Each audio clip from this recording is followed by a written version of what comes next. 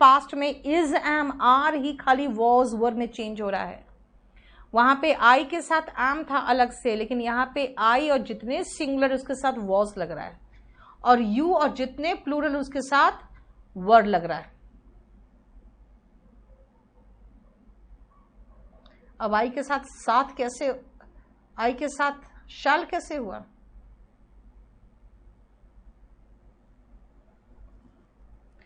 और फ्यूचर में वही सेम पंगा, आई और वी के साथ शाल, बाकी के साथ विल, और अगर आप डिटर्मिनेशन, प्रॉमिस, थ्रेट और एडवाइस लोगे तब तो फिर वही होगा जो बताया था, है ना। लेकिन यहां तो कुछ जरूरत ही नहीं है डिटर्मिनेशन वगैरह का, इसीलिए नॉर्मल है। देखो, इज एम आर की जगह पे विल बी या शैल बी, पास्ट में इज एम आर की जगह पे वॉज वर, लेकिन वर्ब का आईएनजी फॉर्म रहना ही चाहिए। अभिषेक अभी रुको बेटा, उस पर काम अभी नहीं हुआ मेरा। क्लियर? देखो 47 पेज हो गया। अब आओ पहले तो हम एग्जामिनेशन पॉइंट ऑफ व्यू से क्वेश्चन देख ले। देखो जरा,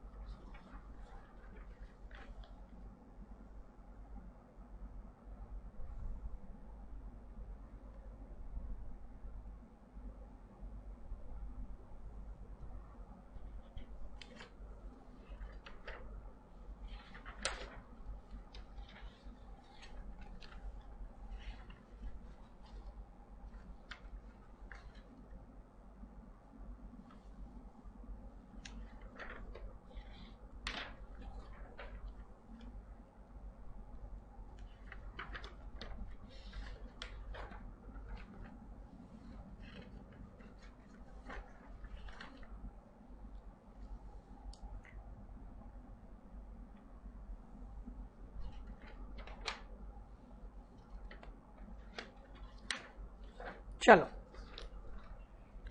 why you कॉपिंग your homework from someone else. भाई यहां क्वेश्चन पूछ रहा है, क्वेश्चन पूछ रहा है तो हेल्पिंग वर्ब उठ के सब्जेक्ट के पहले जाता है, तुम क्यों उतार रहे हो सीधा सीधा?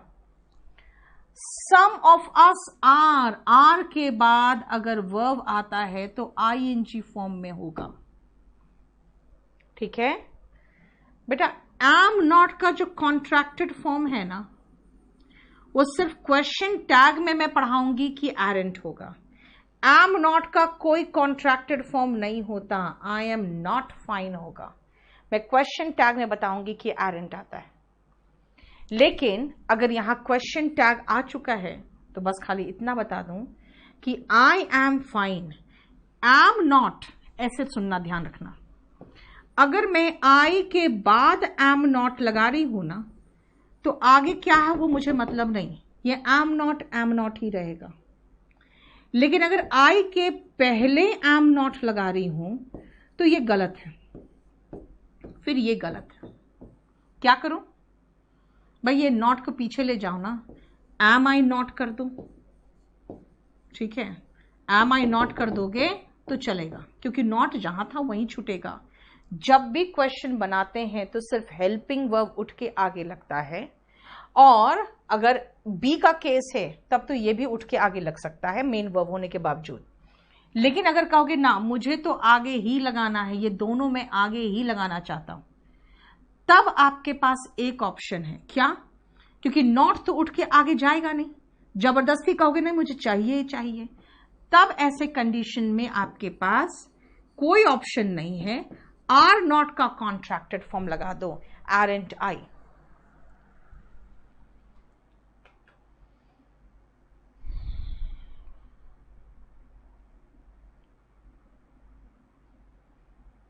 सिंपल पास्ट टेंस का स्ट्रक्चर है सिंपल। चलो प्रवीण, उसको भी मैं ऐड करा दूंगी।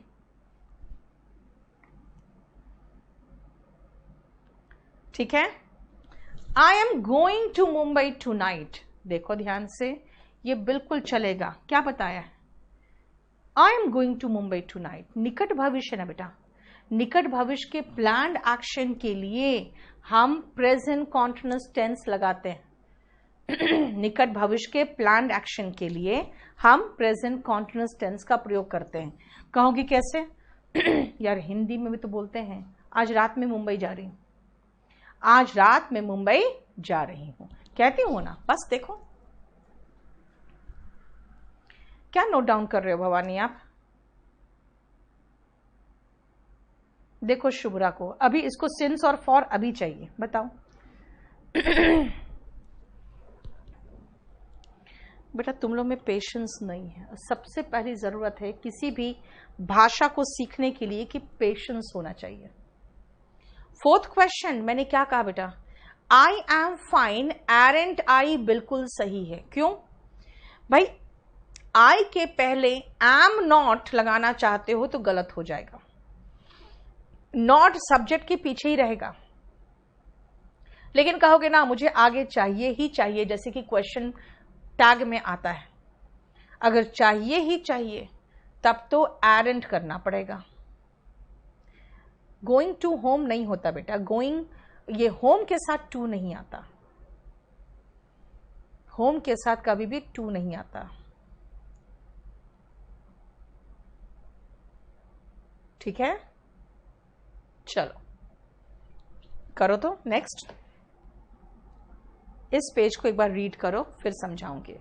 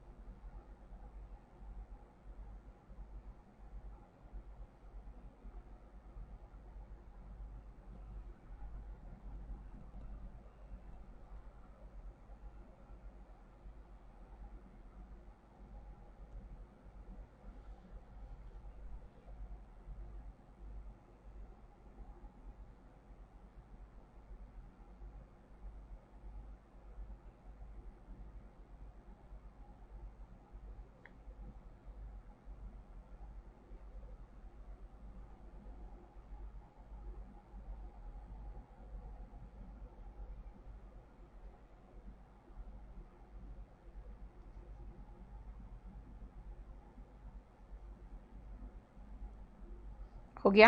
शुरू करें?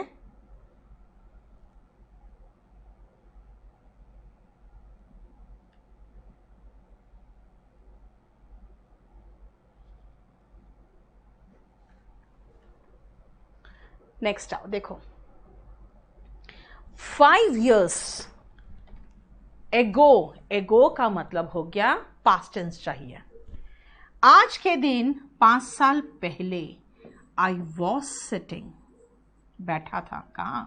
इन a small Japanese car driving across Poland towards Berlin. देखो ठीक है, हो गया खत्म। 6 क्वेश्चन हमारे खत्म।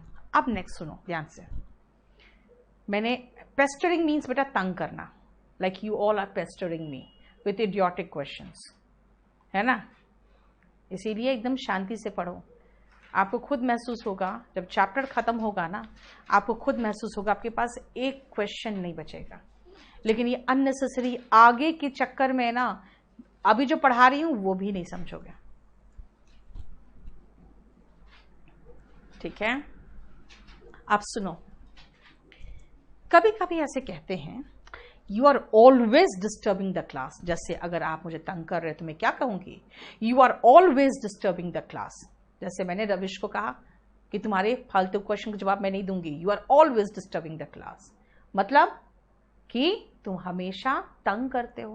बोलोगे मैम आपने बताया था कि ये जो रूटीन में होता है, जो कॉन्स्टेंटली यानी कि हमेशा रूटीन में होता है, रूटीन में तो जो होगा उसमें तो हम सिंपल प्रेजेंट टेंस यूज करेंगे। ये क्या है ना, वहां तो हम सिंपल प्रेजेंट टेंस यूज करेंगे। याद रखना सिंपल प्रेजेंट टेंस में ही लगाना, वो आपका फर्स्ट चॉइस होना चाहिए। लेकिन कोई पूछेगा या कोई बोल देगा you are always sleeping, he is always smoking, she is always disturbing the class, तो आप कहोगे नहीं नहीं ये गलत है। गलत नहीं है। यानी कभी कभी कुछ रूटीन इतना रूटीन हो जाता है ना कि हमें लगता है कि वो कंटिन्यूअस है। ऐसे कंडीशन में हमको क्यों लगता है, क्योंकि हमें वो इरिटेट करता है ना, हमें वो इरिटेट करता है, जैसे कि ऑलवेज हो या कॉन्स्टेंटली हो। ये कुछ नेगेटिव इमोशंस हैं क्योंकि वो हमें इरिटेट कर रहे हैं। अगर ऐसे चीजें इरिटेट कर रही है तो आप प्रेजेंट कॉन्टिन्यूअस का इस्तेमाल कर सकते हो। तुम हमेशा मुझे तंग करते रहते हो, तुम हमेशा क्लास में सोती रहती हो। देखो जरा ध्यान से। नहीं नहीं सुमित, वो बेस्ड है, फॉर्मूला बेस्ड है, रुक जाओ उसको देखो, पता कोई प्रॉब्लम।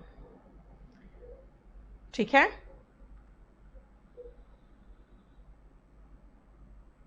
सिक्स में टूवर्ड्स का मतलब के तरफ, कि हम ड्राइव कर रहे थे, पोलैंड क्रॉस करते हुए बर्लिन के तरफ जा रहे थे। ठीक है, अब इस पेज को देख लो एक बार।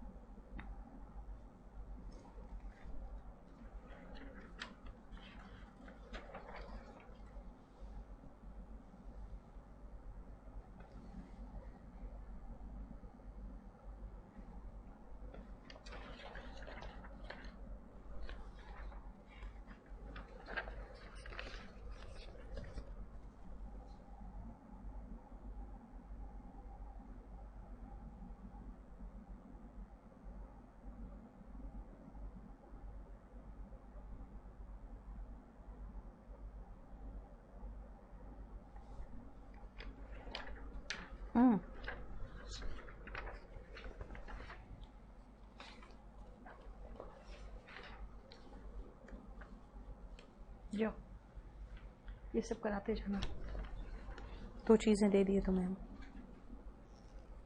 हो गया? ध्यान से सुनो। कई बार हम कॉन्टिन्यूअस टेंस को इंडेफिनिट टेंस में कंफ्यूज कर जाते हैं। मैंने आपको ये चीज YouTube के क्लास में ही बता दिया था कि भाई अगर आप कहोगे I am studying in a good school, अच्छा यानी अभी आप बैठ के पढ़ रहे हो अच्छे स्कूल में, कहोगे नहीं नहीं मैं अच्छे स्कूल में पढ़ता हूं, अभी आपसे पढ़ रहा हूं, तो भाई अभी मुझसे पढ़ रहे हो तो कहो ना सीधा I am studying on KD live app. ये क्यों कह रहे हो I am studying in a good college? तो भाई मैं वहां, इनफैक्ट आप पढ़ते हो ना, आपका वो रूटीन है, अभी नहीं हो रहा है। You study in a good college at present, अभी you are studying on KD live app, ये कह सकते हो। इसका मतलब है कि हमें याद रखना चाहिए कि आप रूटीन, प्रेजेंट रूटीन की बात कर रहे हो, प्रेजेंट के रूटीन की बात कर रहे हो तो सिंपल प्रेजेंट टेंस लगाओ। प्रेजेंट का कोई ऐसा रूटीन है जिससे एकदम चिढ़ के परेशान हो चुके हो और उसको महसूस करते हो यार ये तो हमेशा पीता ही रहता है सिगरेट, तब कहोगे ही is always smoking, he is always drinking, you are always sleeping, you are always disturbing the class, तब कहोगे। अदरवाइज रूटीन की बात करेंगे, वो भी प्रेजेंट का रूटीन, तो सिंपल प्रेजेंट टेंस लगाइए। क्लियर? देखो जरा एग्जाम के क्वेश्चंस देखिए। यस देव, चीजें कई बार रिपीट करती हूं मैं सिर्फ इसीलिए ताकि आप समझो।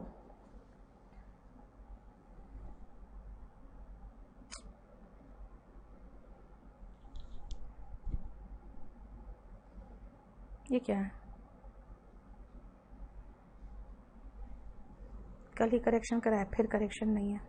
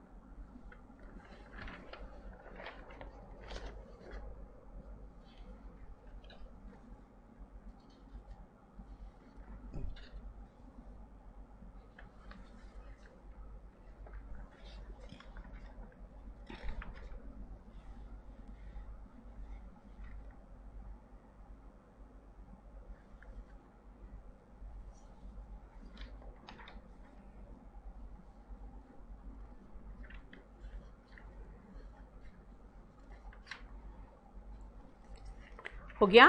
चलो देखो ध्यान से। This telephone number is not existing. बेटा कुछ चीजें ऐसी होती है जो आपके रेगुलर लाइफ में आप दिखता है आपको, और आपसे ये एक्सपेक्टेड होता है कि आप ये सब जानते होगे। ये सिंपल प्रेजेंट टेंस है कि ये टेलीफोन नंबर मौजूद नहीं है। This telephone number does not exist. ये सिंपल प्रेजेंट टेंस का नेगेटिव वाक्य है, और ये आप सुनते हो कई बार बोलता है this telephone number does not exist. आप कभी ध्यान से नहीं सुनोगे तब तो यही होगा। हम आज केरला के लिए निकल रहे हैं, बिल्कुल सही है, कोई इश्यू नहीं है, ठीक है। क्यों? क्योंकि मैंने क्या कहा था, निकट भविष्य के प्लान्ड एक्शन के लिए हम प्रेजेंट कॉन्टिन्यूअस टेंस का इस्तेमाल करते हैं। लाइट चली गई, ओके चली गई। कब?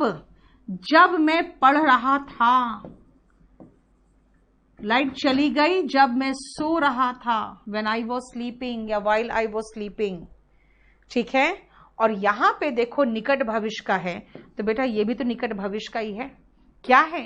One of my friends. बेटा एक ही दोस्त जा रहा है, एक ही दोस्त जा रहा है, बहुत सारे दोस्त नहीं जा रहे हैं।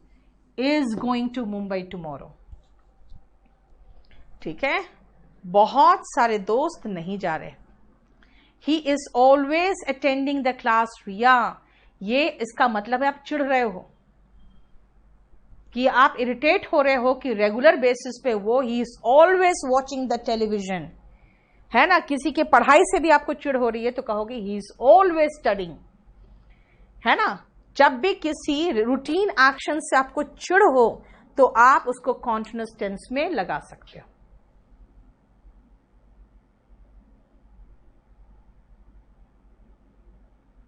आ जाओ आगे का क्वेश्चन देखो।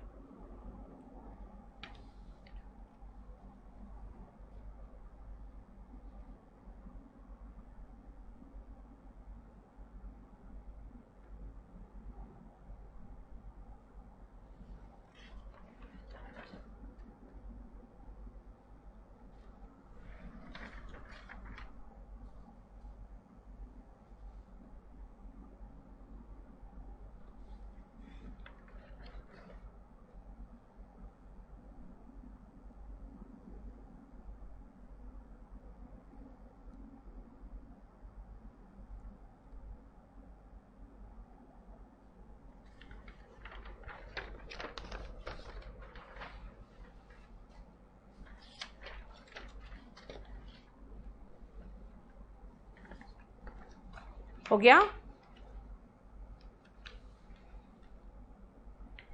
When I went there, जब मैं वहां गया, याद रखना सेंटेंस की शुरुआत पास्ट से हो रही है तो आगे पास्ट ही चलेगा ना। चार्ल्स खेल रहा था, है ना। बहुत जल्दी ही मुझे ये रियलाइज हुआ that he was at fault. देखो, I declined the invitation because I did not because I did not want to go, but because I had no time. And we did a test when the lights went out. हम लोग उस समय परीक्षा दे रहे थे. जब lights गई ना उस समय we did a test नहीं होगा, we were doing a test. हालांकि इसका भी मीनिंग एक निकलता है कि हमने लाइट गया तो हमने एक टेस्ट किया, जैसे कोई एक्सपेरिमेंट करते हैं अंधेरा करके, लेकिन एक्चुअली ये था कुछ और था इसका मीनिंग. ठीक है, चलो जरा ये देख लो और बताओ इसमें कोई प्रॉब्लम है तो.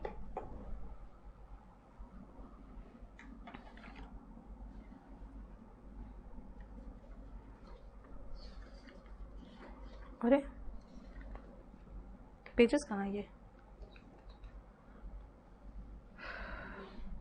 50 तक लाके छोड़ दियो.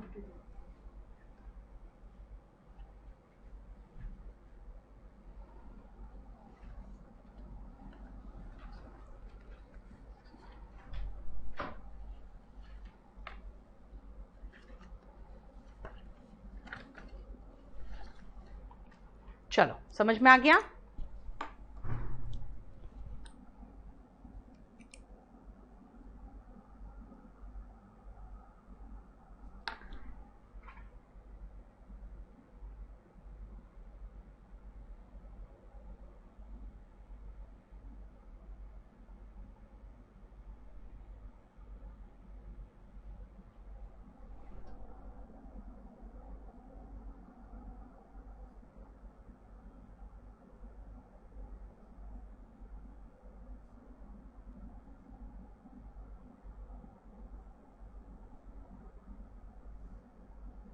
ठीक है, चलो आज इतना ही रहने तो. इसमें हम लोग सिंपल पास्ट कॉन्टिन्यूअस टेंस खत्म कर चुके हैं लगभग, लेकिन अब एक सेकेंड यार, हाँ अब जो है ना, अब थोड़ा सा कॉम्प्लिकेटेड पोर्शन आने वाला है, इसलिए मैं यहीं छोड़ रही हूँ इसको, क्योंकि कॉम्प्लिकेटेड पोर्शन आएगा तो फिर आप लोग और परेशान हो गए.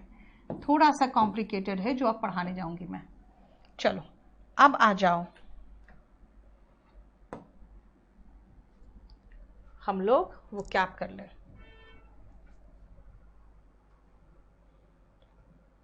3 हम लोग खत्म कर चुके थे. 4 में आ जाओ. चलो पहले देखो, उसके बाद समझाती हूं. We were doing the test या we were taking the test होगा बेटा. ठीक है, वहां पर देखो ना, जिस समय लाइट गई उस समय हम परीक्षा दे रहे थे. ठीक है ना, उस समय हम लोग परीक्षा दे रहे थे. आजा आगे समझते हैं हम.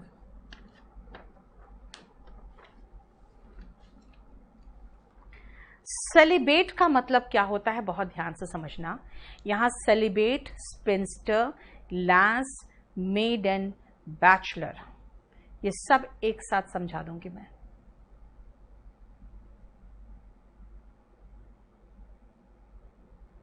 राजीव, ऑलवेज के साथ पॉजिटिव सेंटेंस जब आएगा तो वो सिंपल प्रेजेंट टेंस में आएगा. ठीक है, साक्षी जानते हो जब गलती होता है ना तो हमें ब्लंडर ढूंढना होता है. ठीक है, सुनो, आप जैसे अनमैरिड हो ना, लड़के हो अनमैरिड हो, आप बैचलर हो. आप लड़का हो, आप अनमैरिड हो, आप बैचलर हो. ठीक है, जितनी लड़कियां यहां हैं अनमैरिड है, वो अनमैरिड गर्ल को हम लास या मेडन या डैमसल भी कहते हैं. हालांकि डैमसल सिर्फ लड़की को कह देते हैं, जरूरी नहीं कि कुमारी लड़की की बात हो रही है. डैमसल लड़की को कह देते हैं. लेकिन जो एज हो चुका 40 साल का, 45 साल की, और उसकी शादी नहीं हुई तो वो स्पिंस्टर कहलाएगी. इसीलिए अविवाहित जो वुमन होती है उसको हम स्पिंस्टर कहते हैं. अविवाहित लड़की को हम मेडन या लास कहते हैं. और लड़कों के लिए तो कहोगे एक ही वर्ड है, बैचलर, और कुछ नहीं है.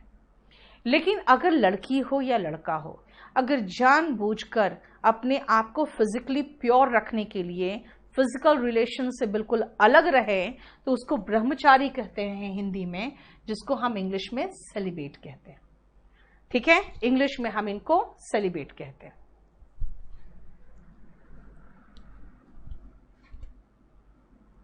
कोई बात नहीं, फोर्थ मिल जाएगा, आज करवा देंगे फोर्थ।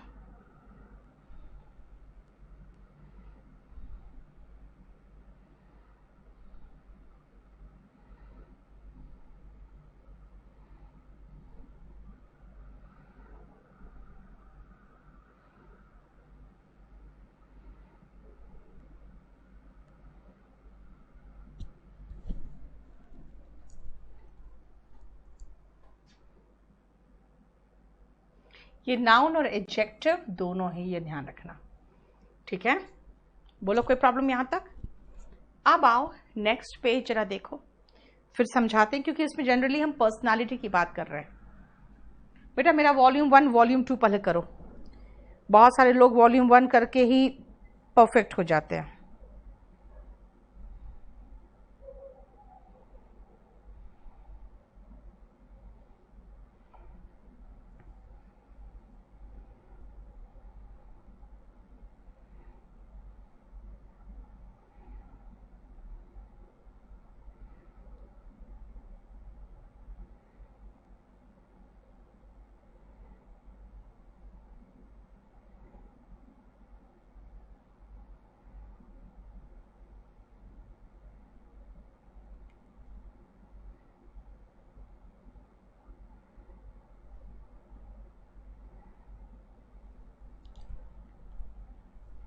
ठीक है, देखो ध्यान से।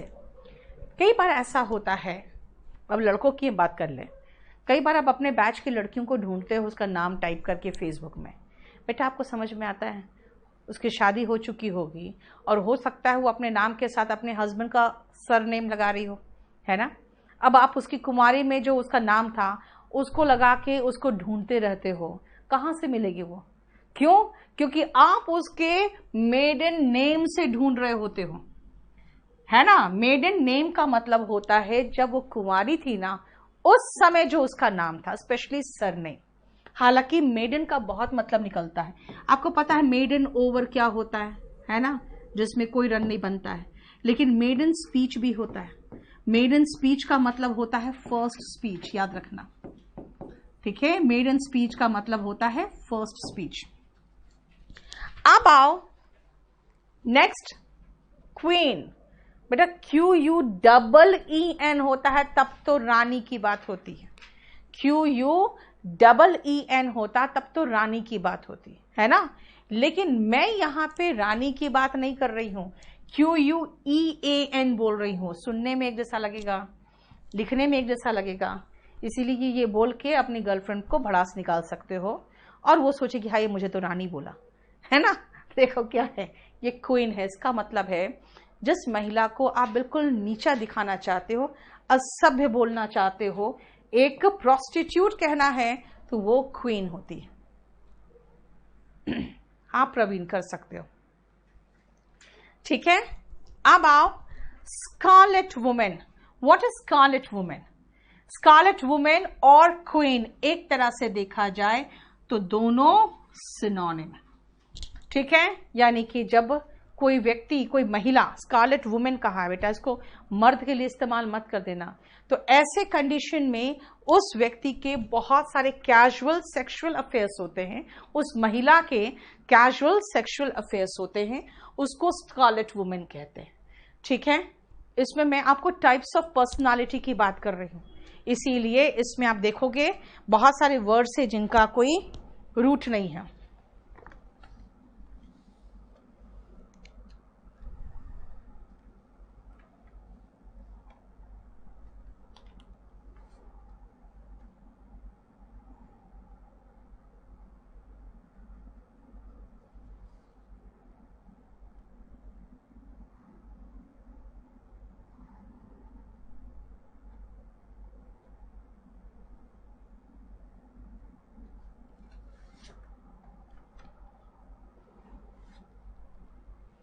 फर्स्ट से 19 तक कहाँ था इसका?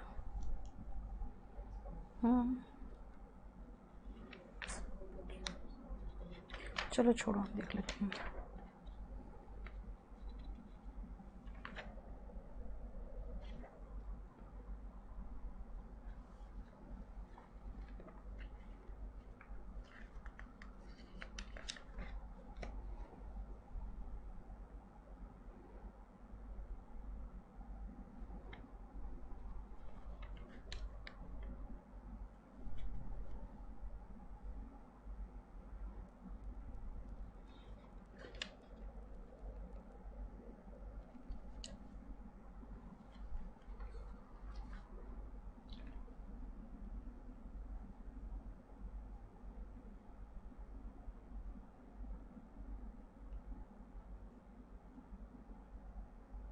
हो गया? देखो ध्यान से, कैसानोवा जनरली एक पुरुष जो दिल फेक होता है उसको कैसानोवा कहते हैं। इसका सिनोनिम फिलैंडरर है। कैसे बना, सुनना ध्यान से, PHIL कहीं भी देख लो लव समझ लेना, और एंडर, एंड्रोस, एंड्रो वर्ड कहीं देखोगे समझ जाना पुरुष की बात हो रही है, यानी कि मैन की बात हो रही है। तो फिलैंडरर होते हैं जो पुरुष इसी तरह से दिल फेक होते हैं ना, उसको हम फिलैंडरर और कैसानोवा कहते हैं। लेकिन ऐसा दिल फेक पुरुष को कहते हैं कैसानोवा फिलैंडरर। अगर वही महिला हो गई तो महिला कॉकेट कहलाती है। अ फ्लटेशियस मैन कैसानोवा, अ फ्लटेशियस वुमेन कॉकेट। देखो आप पिक्चर में देखते हो, कई बार देखोगे कि विलेन होगा, है ना, कई बार देखोगे बहुत सुंदर सी लड़की होगी लेकिन वो हीरोइन नहीं होती पिक्चर की। वो ऐसी महिला होती है जो देखने में सुंदर होगी लेकिन वो अपनी सुंदरता का इस्तेमाल करके अपने स्वार्थ के लिए करेगी, यानी कि पैसा वगैरह के लिए करेगी, है ना, यानी कि वो दूसरों को बेवकूफ बनाने की कोशिश करेगी। ऐसे कंडीशन में विलेन की तरह वैम्प होती है। लेकिन जो ऐसे बहुत गंदे से देखने में और सास का रोल कर रही है और बहुत बदतमीजी कर रही है, वो सब नहीं। वैम्प होगी very attractive but very cruel and very cunning woman, है ना, वो वैम्प होगी। तो इसीलिए लाइफ में भी ऐसे ही बहुत सुंदर महिला हो लेकिन बहुत ही बदमाश हो अंदर से, वो वैम्प कहलाती है। ठीक है। और जो अपने स्वार्थ की पूर्ति कर रही है, कोशिश कर रही है आपको मूर्ख बना के पैसे कुछ बना ले, वो वैम्प होगी। लेकिन अगर वो खतरनाक हो इस तरह से कि आपको जान माल का, जान का भी खतरा हो सकता है, यानी खतरनाक हो अगर व्यक्ति, वो महिला, तो वो सायरन कहलाती है। देखो वैम्प आकर्षक होगी लेकिन निजी स्वार्थ के लिए वो इस्तेमाल करेगी। सायरन आकर्षक महिला होगी लेकिन वो खतरनाक होगी। देखो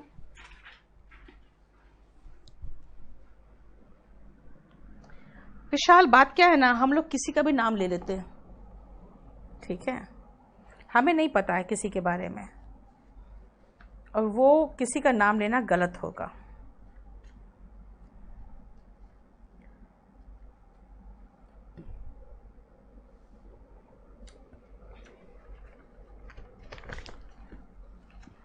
लो इसको कल करा के मुझे दिखा देना।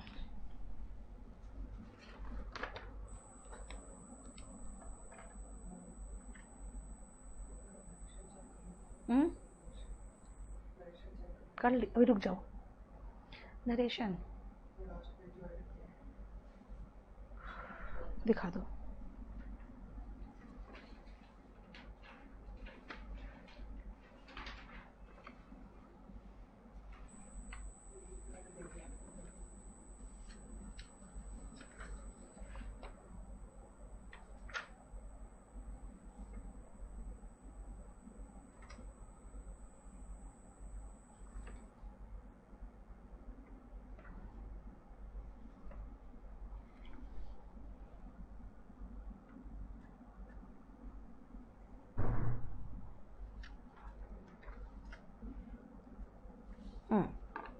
Jabber, chatter and गिबर।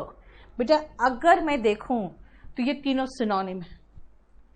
अब आऊं, ध्यान से सुनना, जैबर, चैटर, गिबर, और आओ बैबल, ब्लैबर, रैटल, ये सब सिनोनिम है। अगर थोड़ा सा और उसको कहोगे कि और थोड़ा क्लासिफाई करने, तो मैं कहूंगी जब बहुत एक्साइटेड हो जाते हो ना तो आप जैबर करते हो, और जब डर जाते हो और बकबक करने लगते हो और आवाज समझ में नहीं आती है तो गिबर करते हो, है ना। जैबर और चैटर तो बिल्कुल सिनोनिम है। गिबर का रीजन अलग है, लेकिन अगर हम देखें एग्जामिनेशन पॉइंट ऑफ व्यू से तो हमें तो सीधा सीधा खाली क्या कहा जाता है, आप उसको सिनोनिम बताओ। गिबर याद रखना, जो बंदर बोलता है ना उसको कहते हैं मंकीज, गिबर। गिबर से वर्ड यहां आया है क्योंकि मंकीज क्या है ना, वो जो बोलता है उसको समझ में थोड़ी आता आपको क्या बोल रहा है, इसलिए गिबर का मतलब देखो कि इंटेलिजेंट तरीके से नहीं, अनइंटेलिजेंटली, टिपिकली थ्रू फियर और शॉक। इसीलिए फियर और शॉक कर दिया क्योंकि उसको लगा जैसे कि गिवर, जैसे बंदर जब डर जाता है किसी दूसरे प्राणी के आने से जंगल में, तो क्या होता है ना, हल्ला मचाने लगता है और सब अपने को बुलाने लगता है, अपने पूरे जितने दल बल है, तो उस समय वो गिबर करता है, इसीलिए ये बना दिया, वरना कहीं कोई ऐसा मतलब नहीं है। एक सेकंड रुकना बेटा।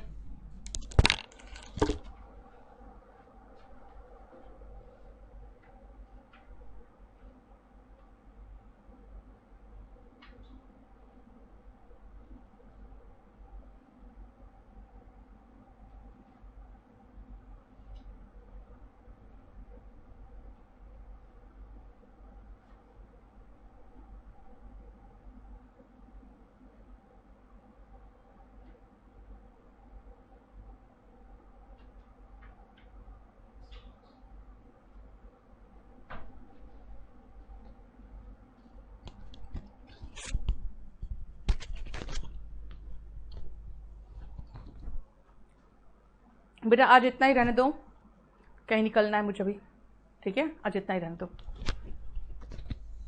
कितने बजे क्लास है नेक्स्ट मेरा?